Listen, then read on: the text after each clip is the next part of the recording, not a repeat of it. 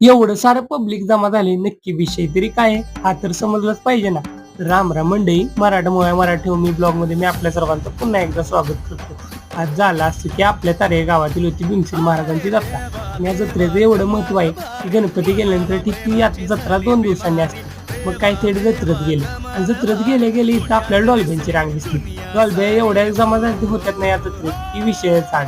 आणि त्या डॉल्ब्यांची तिथं कॉम्पिटिशन असते. ती कॉम्पिटिशन बघायला आणि जत्रेत सहभागी व्हायला खूप सारं पब्लिक जमा होतं.